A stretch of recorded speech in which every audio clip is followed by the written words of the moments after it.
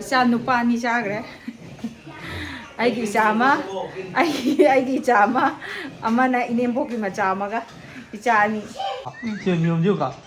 Tôi xia ra có mấy tông này hai đứa này. Chỉ mà cái máy gì mà ní. Tôi đưa cái. Rồi, xi cầu cái nhiều. Có. Rồi.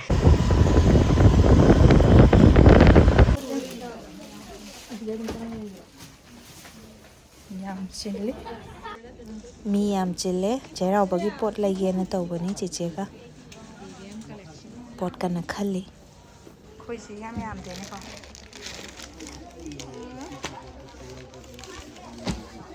Yo sura bro yare se.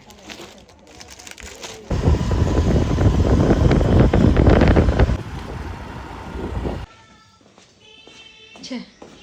Ma pa chu la me ga. Che ma pa gi. Che ma cha gi. Machaga ấy đừng là xài đi India đâu vậy đó. Ông cái dùng có khuyên nhiều không chứ? Ngay university máy tao đi không? Máy xí xí ai rồi có? Chưa nhiều không chứ có? Tôi xia ra có mấy tông này hai đứa này. Chỉ mà cái máy gì mà ní. Tôi đưa cái. Rồi, xí cầu cái nhiều. Có. Rồi, xí khăn vào cái ta này có. Xí khăn vào. Pizza pizza đó nó lấy làm mini na try cha jing cha. Ha. Ada saluri be dress hongdri. Jik cha lo le. Mo cha nu pi ge mam sem ge. Cha nu pa ni cha gre. Aigi chama. Aigi chama. Amana enembok machaga. Icha ani.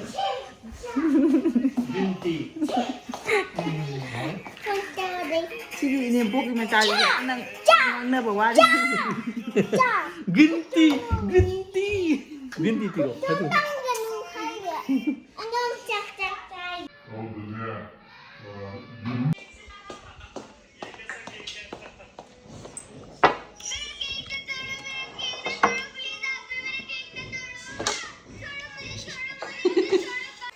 Maggi gumba je phatte di hai ado pai leite chage jina yam tu ina pudi pijate marang marakta chage alaga pijatoi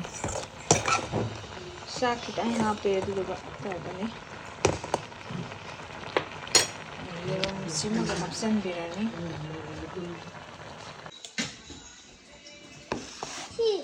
Kasi isa sila. Sila. Ya ba? Thank you mama hai de. Thank you, mommy. Am pam jabra hai mama da.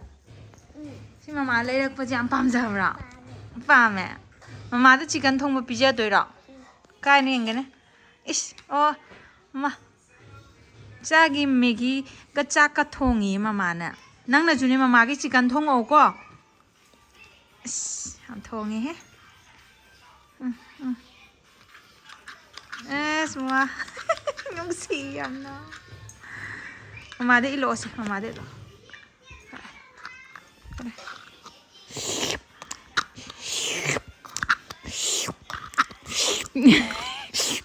Wo suah ya. Ay sa thui nung sibi. Mama TV thara ke ko. Che anh ngon de thank you mama hai de. Thank you, mommy. Yam harau bro nang yam pam jabra. Mommy. I'm being mommy debut ko. Lebi de. Ay sumaya to na ba sumaya. Lebi.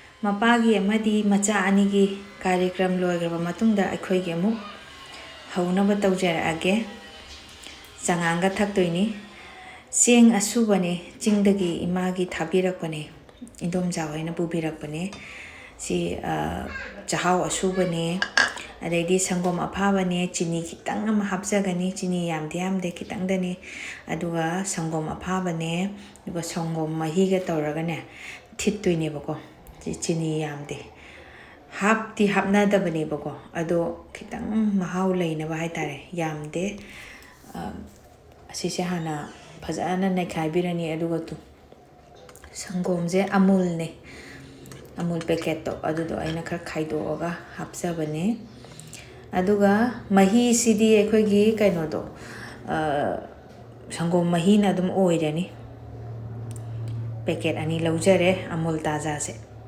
अदुगा से अनि सिना दुम तौरगा कोइगी मही जे ꯌꯥꯕꯐꯥꯎ ꯍꯥꯞꯆꯤꯜꯂꯅꯤ ꯁꯪꯒꯣꯝꯁꯦ ꯑꯗꯨꯗꯨꯒ ꯊꯤꯠꯂꯒꯅꯦ ꯉꯥꯏꯍꯥꯛꯇꯪ ꯑꯩꯈꯣꯏꯒꯤ ꯊꯅꯝꯗꯣꯏꯅꯤꯀꯣ ꯃꯈꯨꯝ ꯈꯨꯝꯖꯤꯜꯂꯒ ꯑꯗꯨꯒ ꯊꯥꯎ ꯌꯥꯝꯗꯕꯤꯗ ꯍꯧꯔꯛꯀꯦ ꯇꯟꯖꯥꯁꯤꯗ ꯏꯆꯥꯅꯨꯄꯥꯁꯨ ꯌꯥꯝ ꯀꯟꯅ ꯑꯩꯈꯣꯏꯒꯤ ꯃꯥ ꯗꯦ ꯀꯦꯌꯔ ꯆꯠꯂꯨꯕꯩ ꯍꯜꯂꯛꯄꯒꯤꯀꯣ ꯑꯩ ꯄꯥꯝꯕꯒꯤ ꯀꯞꯄꯤ ꯒ꯭ꯌꯥꯟ ꯇꯥꯗꯦꯗ ꯑꯩ ꯄꯥꯝꯕ ꯉꯥꯛꯇ ꯃꯃꯥ ꯑꯩꯈꯣꯏꯁꯦ ꯉꯥꯛꯇ ꯅꯥꯊꯩꯕ ꯌꯥꯄꯣꯠꯇꯦ ꯐꯖꯅ ꯑꯣꯠꯈꯥꯏꯕꯤꯔꯅꯤ ꯏꯐꯨꯟ ꯇꯥꯡꯉꯩ ꯅꯩꯈꯥꯏꯕꯤꯔꯅꯤ ꯑꯗꯨꯗꯨꯒ ꯃꯈꯨꯝ ꯈꯨꯝꯖꯤꯜꯂꯒ ꯉꯥꯛꯇꯪ ꯄꯨꯡꯈꯥꯏꯃꯨꯛꯇꯪ ꯑꯃꯨꯛ ꯃꯥ ꯉꯁꯥꯏꯗꯩ ꯅꯩꯈꯥꯏꯔꯨꯕꯒꯤꯅꯦ ꯄꯣꯊꯥꯍꯜꯂꯝꯁꯤ ꯑꯗꯨꯗꯨꯒ ꯃꯊꯪ ꯃꯊꯪ ꯇꯧꯔꯒ ꯁꯨꯝ ꯍꯧꯔꯛꯀꯦ ꯏꯆꯥꯅꯨꯄꯥ ꯉꯥꯛꯇꯪ ꯂꯣꯏꯅꯔꯨꯈꯤꯒꯦ ꯃꯌꯥꯝ ꯑꯃꯨꯛ ꯊꯦꯡꯅꯔꯁꯤ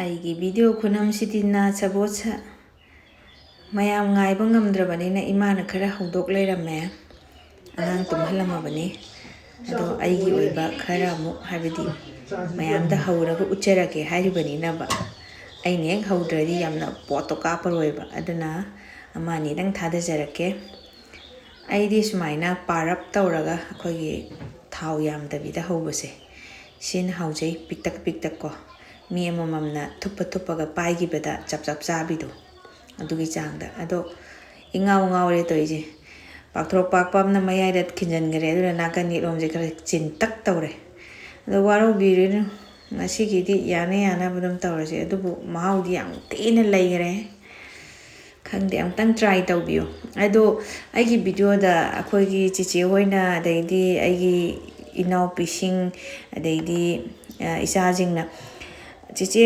ꯇꯥꯗꯦꯅ ꯍꯥꯏꯔꯛꯑꯦꯕꯀꯣ ꯈꯪꯗꯦ ꯑꯩꯒꯤꯗꯗꯤ ꯅꯞꯇꯦ ꯍꯥꯏꯕ ꯃꯈꯥꯒꯁꯦ ꯅꯣꯟ ꯁ꯭ꯇꯤꯛꯀꯤꯕꯨꯗꯤ ꯑꯣꯏ ꯑꯗꯣ ꯅꯣꯟ ꯁ꯭ꯇꯤꯛꯀꯤ ꯑꯣꯏꯔꯒꯁꯨ ꯅꯞꯄꯦ ꯍꯥꯏꯌꯦ ꯑꯩꯈꯣꯏ ꯆꯤꯆꯦꯅꯁꯨ ꯃꯤꯅꯥ ꯅꯪꯅ ꯍꯧꯕꯗꯣ ꯑꯗꯨꯃꯥꯏꯅ ꯇꯥꯗꯦ ꯑꯩꯈꯣꯏꯗꯤ ꯅꯞꯄꯦ ꯍꯥꯏꯌꯦ ꯑꯗꯨꯗꯨ ꯑꯃꯠꯇ ꯅꯞꯇꯦ ꯍꯥꯏꯕ ꯁꯨꯃꯥꯏꯅ ꯊꯥꯎ ꯌꯥꯝꯗꯕꯤꯗꯀꯣ ꯁꯨꯃꯥꯏꯅ ꯇꯧꯔꯒ ꯇꯧꯔꯦ ꯆꯉꯥꯡ ꯑꯃꯒ ꯂꯣꯟꯁꯤꯜꯂꯒ ꯑꯩꯈꯣꯏ ꯃꯌꯥꯝ ꯊꯛꯑꯦ ꯑꯗꯣ ꯁꯤ ꯈꯛꯇꯪꯅꯤ ꯍꯧꯕ ꯂꯣꯏꯔꯤꯁꯦ ꯑꯗꯣ ꯃꯊꯪ ꯃꯊꯪ ꯇꯧꯔꯒ ꯍꯧꯕ ꯂꯣꯏꯁꯤꯜꯂꯒꯦ ꯁꯤꯅꯤ ꯉꯁꯤ ꯅꯣꯡꯃꯒꯤ ꯂꯧꯎ ꯁꯤꯡꯎꯕꯒꯤ ꯋꯥꯐꯝ ꯁꯨꯃꯥꯏꯅ ꯇꯧꯔꯒ ꯃꯊꯪ ꯍꯧꯖꯤꯜꯂꯦ ꯑꯗꯨꯗꯨꯒ ꯂꯣꯏꯅꯃꯛ ꯍꯦꯛ ꯆꯥꯊꯣꯛꯄꯅꯤꯗꯅ ꯏꯌꯥꯡ ꯀꯪꯕꯅꯤꯅ ꯈꯪꯗꯦ ꯁ꯭ꯂꯤꯝ ꯇ꯭ꯔꯤꯝ ꯈꯔ ꯑꯣꯏꯕꯅꯤꯅꯅꯦ ꯁꯤꯒꯨꯝꯕ ꯑꯩꯈꯣꯏ ꯊꯥꯊꯥ ꯂꯧꯕꯒꯤ ꯄꯣꯠꯁꯦꯈꯔ ꯄꯥꯝꯖꯩ ꯍꯥꯏꯇꯥꯔꯦ ꯑꯩꯈꯣꯏꯒꯤ ꯊꯥꯎꯒ ꯅꯝꯂꯞ ꯇꯧꯕꯤ ꯑꯗꯩꯗꯤ ꯊꯥꯊꯥ ꯂꯧꯕꯤ ꯀꯥꯡꯕꯨꯁꯦ ꯃꯌꯥꯝ ꯈꯨꯔꯨꯝꯖꯔꯤ